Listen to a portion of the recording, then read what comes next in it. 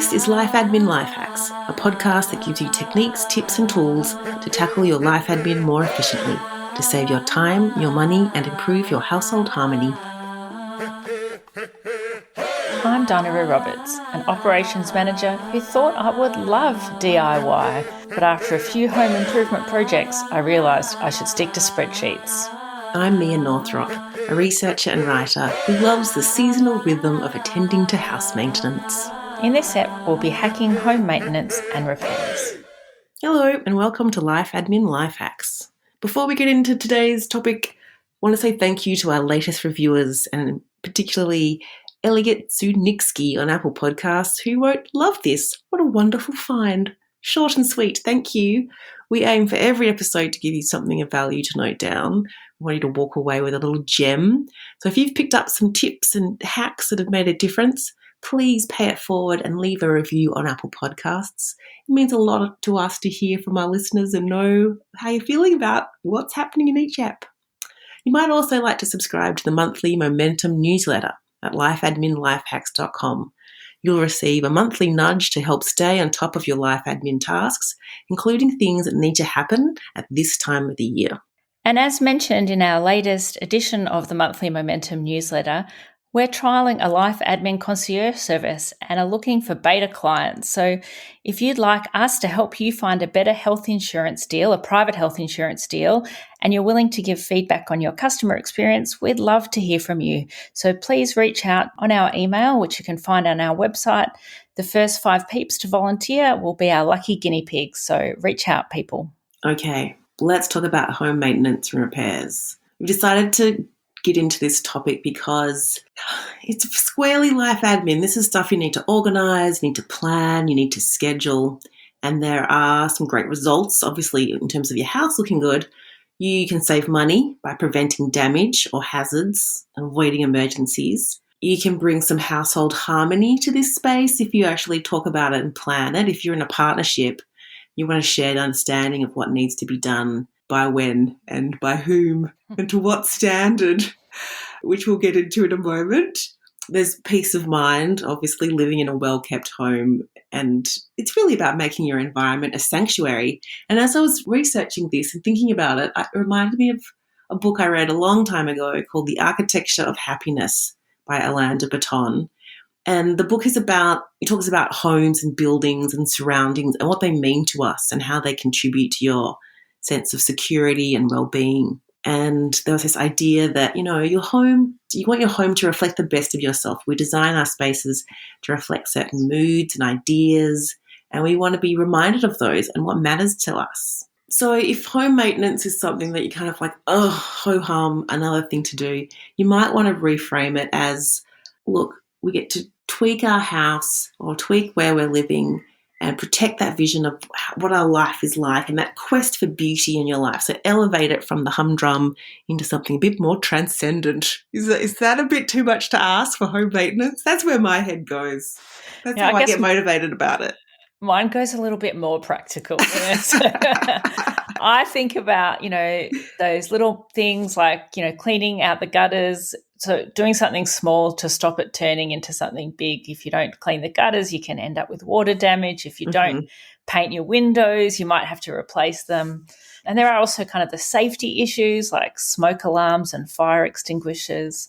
But one of the other things that really I hadn't thought much about, but when I was researching for this episode, was some of the tasks can also really help with saving power.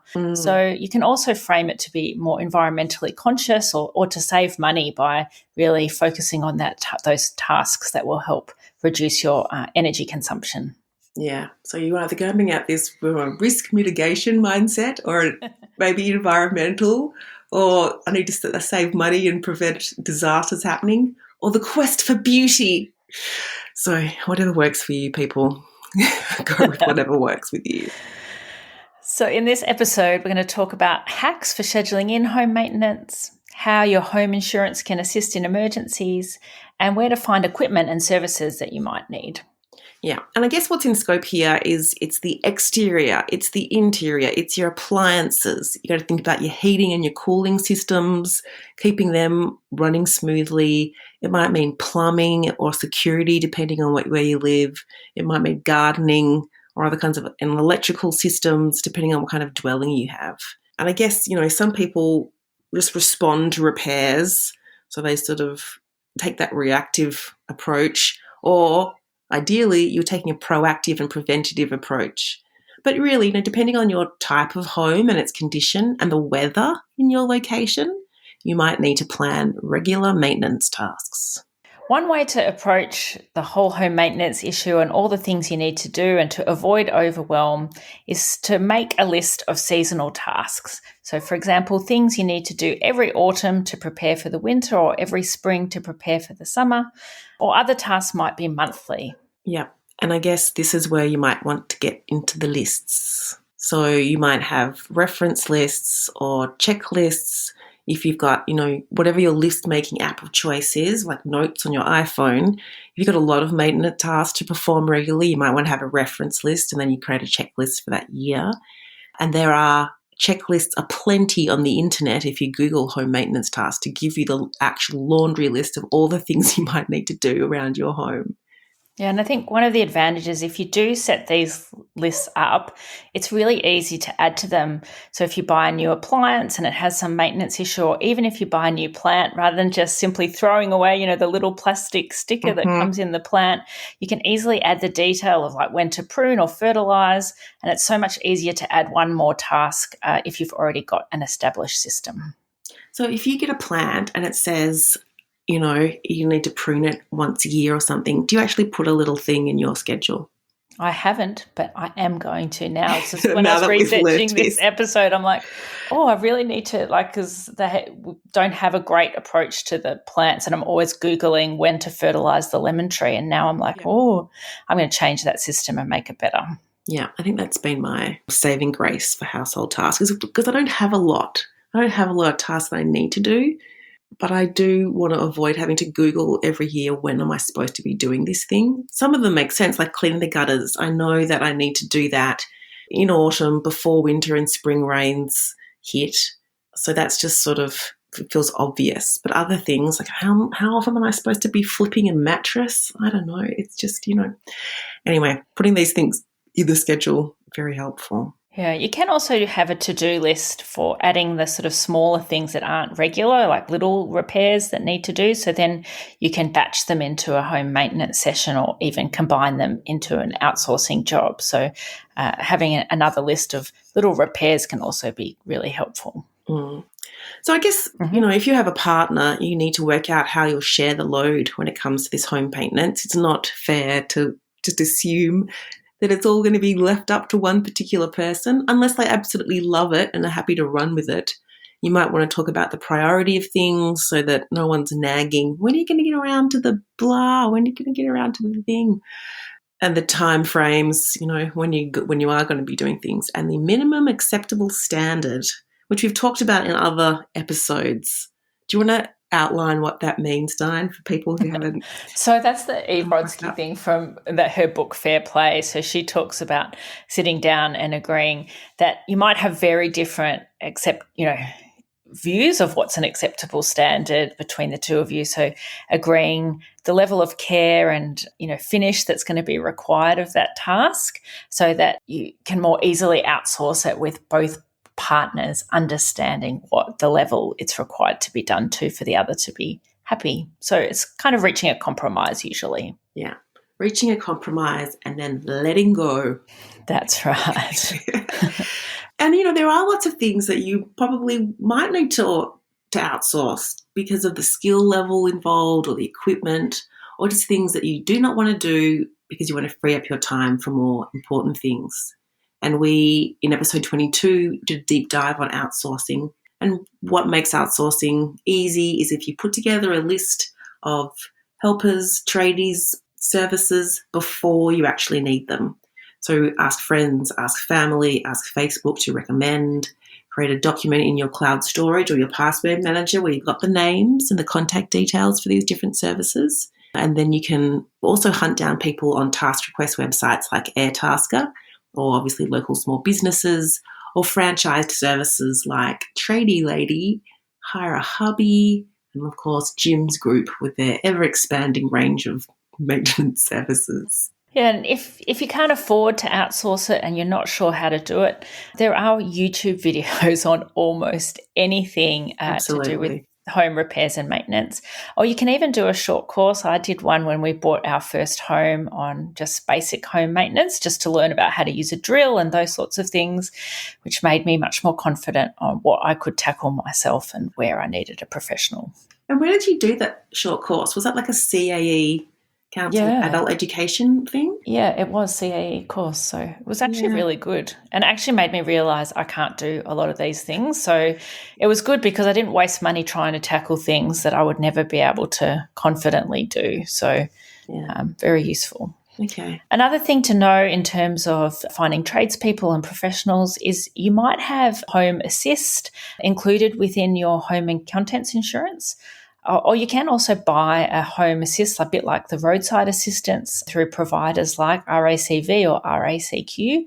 And those services can help you find a tradesperson 24/7 and often provide a contribution to the cost of the call-out fee. It can be super helpful if you lock yourself out of the house, or a pipe burst, or you broke a window on a Sunday afternoon.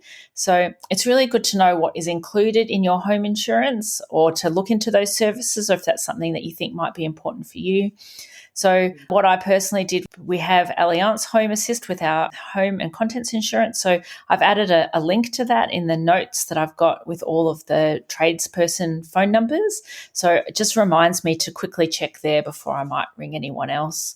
Yeah. It's also important to know if you've got accidental damage cover with your home and contents insurance, because you might be able to make a claim when things need to be repaired. So you need to make sure you contact them before you do the repairs yourself. So putting a reminder somewhere useful can be really helpful there. Yeah, I wasn't aware of that service. That's great that there's a sort of essentially the equivalent of the roadside assist for your house to come and do those repairs. So not all home and contents insurers offer it. So it's also something to consider when you're shopping around about whether that might be something that's important to you. Often you still might have to pay for the professional, but just even being able to get access to people who might be able to come. I think RACV say that the most cases the tradesperson can be there within an hour. And I think that could be kind of great if you lock yourself out of the house, for example. Yeah, or if there's a pipe burst and there's only so many buckets. That's right. Okay. The other thing that can get in the way of regular house maintenance and making it streamlined is having the equipment you need on hand. You don't necessarily need to buy all of the things you might need if you're not going to use them regularly. I know we were looking, my ex-husband was really looking at any excuse to buy one of those high-pressure water hose things. We used to borrow it from a friend, and we'd borrow it from a weekend, and 3 months later they're like, "Are you giving that thing back?" And he's methodically just walking around, what can I use this on? It's so much fun. Yep. You don't need to buy everything. You can borrow from friends and neighbours. You can put it out to your Facebook neighbourhood group. But there are also now community toy libraries. Libraries, I think, not toy libraries. There are also community tool libraries. There are also toy libraries. It depends on how much you like tools, Dinah. Maybe they are toy libraries for grown-ups. Could be. Yeah. Everyone's wanted to get their hand on a multi-tool and see what it can do. So, yeah, depending on where you live in Australia or other parts of the world where you're living, you might have a community tool library that's close to you where you can become a member, you can go and borrow tools for a certain period of time and obviously take it back when you're done. There are also those peer-to-peer economy apps and websites like toolmates.com.au and Open Shed app where you can borrow tools off people who have profiles and say, these are the tools that I have. And just like, Uber and Airbnb and all of the other peer-to-peer economy examples, it's up to you as an individual if you want to go and use other people's tools, and you can make them available for whatever price you think is fair. And you can also rent them from hardware stores. So often those, floor sanders or even big ladders or, things that are quite expensive, you can rent those just for the day so that you don't need to. It can make the job much easier to do, but you don't need to buy the equipment yourself if you only need it every now and then. Have you ever rented one of those like carpet cleaning things? Sometimes you can get them at the different supermarkets as well. Yeah, have you ever rented one? Years and years ago, and thought afterwards, because the carpets were so wet, the next time I'm paying for a professional. Yeah. Sometimes it's just fun to get your hands on that equipment. I've done it with floor sanding as well. We hired a sander once and did our own floorboards. Fun times. You need to watch some YouTube clips beforehand. You do. So, Mia, when we've been researching, there's all these lists of things that you should be doing. So what were some of the things on the list that you were surprised about or have never done that you're thinking, I really should do now? Well, for me, you scan the lists and it's about, cleaning drains and rotating mattresses and changing filters in fans and batteries in smoke alarms. The one around vacuuming your fridge coils, I was like, huh? And it makes sense. I mean, every time I've ever had to pull out my fridge, if I've, one of the kids' little balls is rolled underneath and they've got to pull it out, or you think something dead back there, there's a funny smell, let's pull out the fridge. There's just always so much dust. And it's recommended that you actually either vacuum it or brush the dust off so that there's no electrical hazard, but also it makes the fridge run so much more efficiently. So you save a lot of power. You save electricity costs. Yeah, I was a bit surprised about that one too. I mean, it makes sense, but it's just, it's one of those out of sight, out of mind things. How about you? Were there other things on the list? Not so much surprising, but I just had a few light bulb moments. So one of the things on there was to check and oil all your locks. And we've got quite a few locks in our house that stick, and I'm like, why have I not actually just put some WD-40 in there to make those better? So definitely adding that to the list the next time we're doing a bit of maintenance, just to make opening locks much easier. And I did read one about if you have floorboards and you have squeaky floorboards, you can put down baby powder in between the cracks, and you just keep on putting the baby powder and test it out and keep doing it until the squeak goes away. So there might be all these things in your home that you're tolerating, like just these tolerances of little things that aren't quite working or that are slightly annoying that you're kind of used to, but they're still a little thorn in your side. The internet has answers for all of those things, and some of them are quite swift to deal with. So it might be worth, if you're sitting in a room and just scan the room, look at it afresh with cold eyes and think, all right, what do I need to deal with here? If it's getting scuff marks off walls or painting little chips out of the skirting board or whatever it might be, there are often answers on the internet. Great. So, Mia, how do you go about making sure that all of your home maintenance and repairs tasks get done? I just schedule it. I don't actually have lists in my notes app. I just schedule at the start of autumn to get the gutters cleaned, depending on how busy and where we're at. We'll either do it ourselves, because sometimes it's fun to get up there and see the roof garden that we have been growing after the pandemic. Oh my gosh, we were basically farmers with the stuff that was growing in our gutters. But in sometimes we've had to just get that outsourced because of time. So I schedule it. I have a recurring reminder on an annual basis. It's like, get the gutters cleaned. Similarly with carpet cleaning, I do my annual call to, it used to be annual. Now the kids seem to be grubbier, so it's biannual.